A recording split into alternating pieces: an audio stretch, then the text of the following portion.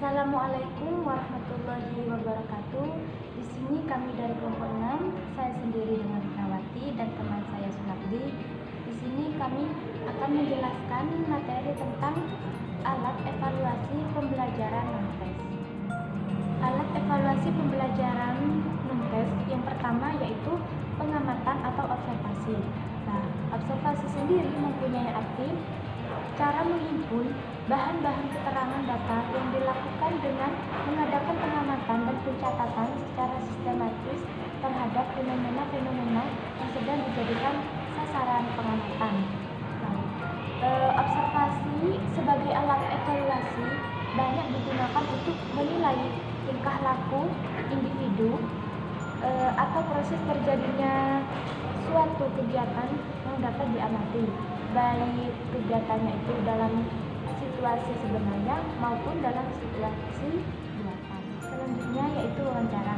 Wawancara adalah cara menghimpun bahan-bahan keterangan yang dilaksanakan dengan melakukan tanya jawab lisan secara sepihak, berhadapan muka, dan dengan arah serta tujuan yang telah ditentukan. Di sini wawancara ini dibagi menjadi dua, yaitu wawancara terpimpin dan wawancara tidak terpimpin. Apa sih wawancara terpimpin itu? Wawancara terpimpin yaitu biasanya sering dikenal dengan wawancara yang berstruktur atau bisa dinamakan juga wawancara yang sistematis. Yang kedua yaitu wawancara tidak terpimpin, yaitu wawancara biasanya itu sering dikenal dengan wawancara yang sederhana, yang mana wawancaranya itu masih belum sistematis dan wawancaranya itu bebas. Berikutnya penilaian diri. Penilaian diri yaitu penilaian yang digunakan agar peserta didik dapat mengemukakan kekurangan dan kelebihan diri dalam berbagai hal. Teknik penilaian diri ini merupakan salah satu teknik yang mana dapat mengetahui sejauh mana kemampuan siswa. Nah, melibatkan siswa dalam hal ini, dalam penilaian ini merupakan hal yang sangat penting. Karena apa? Karena dengan terlibatkan siswa dalam penilaian tersebut diharapkan agar peserta didik dapat mengetahui perkembangan hasil belajarnya. Selanjutnya yaitu penilaian teman sebaya. Penilaian teman sebaya yaitu penilaian yang dilakukan dengan meminta siswa agar mengemukakan kelebihan dan kekurangan teman dalam berbagai hal. Nah, penilaian ini dapat berupa sosiometri untuk mencari informasi terhadap anak-anak yang favorit dan anak-anak yang terisolasi kelompoknya. Mungkin hanya sekian dari saya. Kurang lebihnya saya mohon maaf. Materi yang selanjutnya akan disampaikan. Seperti saya akan menjelaskan penilaian jurnal.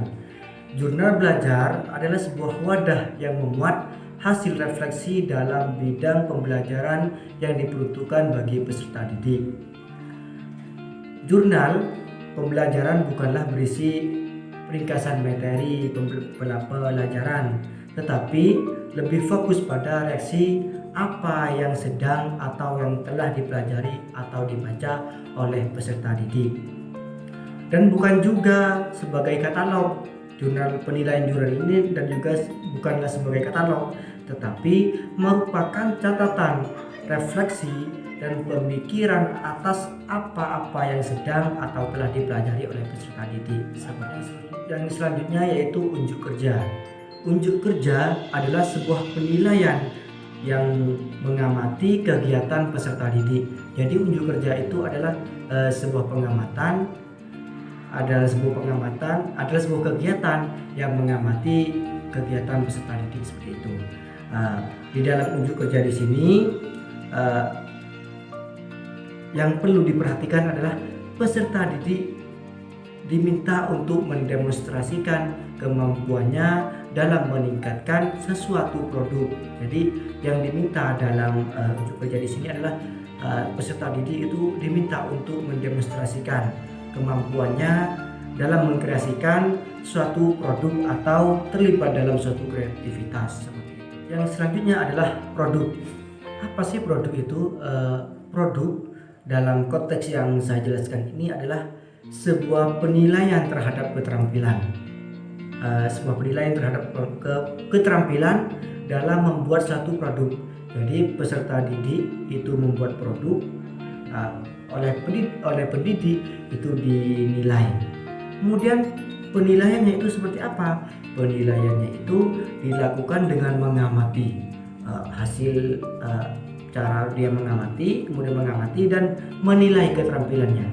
Kemudian produknya itu diamati, caranya membuat itu diamati, kemudian menilai hasil dari produk itu dalam menghasilkan sebuah produk dan kualitas dari produk tersendiri. Jadi menilai dari hasil produknya itu dan mengamati pembuatan produk itu. Yang selanjutnya adalah project. Project itu apa sih? Project adalah sebuah kegiatan penilaian terhadap tugas yang harus diselesaikan oleh peserta didik. Jadi project itu adalah sebuah penilaian tugas yang harus diselesaikan oleh peserta didik dalam kurun waktu yang tertentu, seperti itu. Kemudian apa sih yang dimaksud dengan tugas?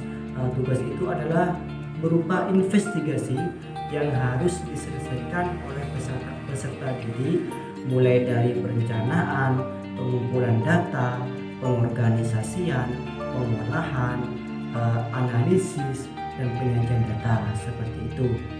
Yang selanjutnya adalah penilaian portofolio. Penilaian portofolio merupakan kegiatan penilaian yang dilakukan dengan menggunakan bukti-bukti hasil belajar yang relevan, yang pantas, yang dengan menggunakan kompetensi keahlian yang sudah dipelajari. Jadi, penilaian portofolio adalah penilaian yang dilakukan dengan menggunakan bukti-bukti hasil belajar. Jadi, dari penilaian portofolio adalah penilaian dari hasil belajar peserta didik yang pantas.